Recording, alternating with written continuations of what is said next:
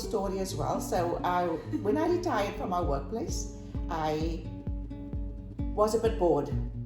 Okay, a little bored because suddenly I'm now no longer working, and I did say that I'm going to become somebody, but I don't know what I'm going to do.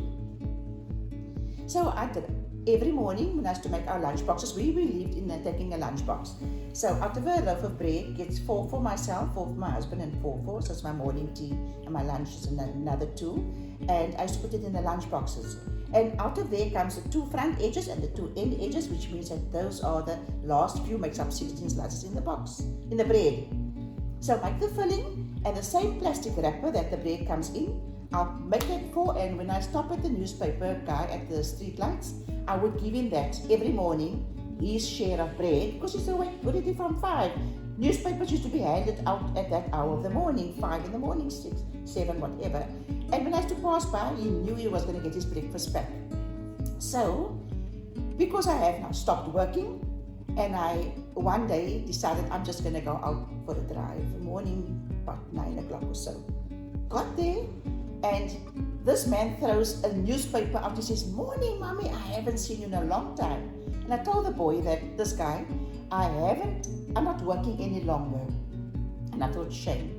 This is now the sad part. I gave him a little note, and I said, "This is for you." It was about the 20 rand, which was our value that time. And he threw a newspaper in for me through my window. And I sat and waited for this particular, it was a person that I invited to go along with me for coffee. And as I read the paper, I decided not to do any of the front pages. I read the back page of the paper. It's an employment column. And there it said, they're looking for an au pair, a couple. And I said to myself, I think, let me try with kids. So I needed a driver to take these kids to school every morning. And here I had 2 little kids. Beautiful. Their father is the director of the Medical Research Council in Belleville, MRC. And the mother is also in media. She's the cosmopolitan librarian. And I got to take the kids to and fro. This 4-year-old little girl said to me, "Faye, do you have any children?" And I said, "Yes, I have, but they were at Montessori." Very bright little girl. She's a medical doctor now. And she said to me, I said, "Yes, I have. I've got 1 child." She says to me, Do you know that where kids come from? Because my mom told me.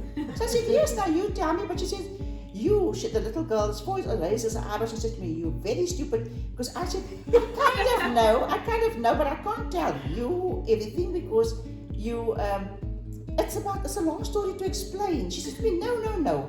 You should know because you've had a child. So I said, "Now you tell me what you know." She says, all the stages from the parents that's in the bed, all the activities that happens, then the mother has a stomach that grows bigger and bigger and bigger. And then she starts to have stomach pains after 9 months. In the 9th month, she has stomach pains. It feels like you need to go to the toilet, that kind of sign. So I said, and then? She says, and then you lay at the hospital bed, you open up your legs, and then out pops a baby. So I said, oh my word. She says, are you stupid? So I said, why are you saying I'm stupid? She said, because babies do come out of that section of your body.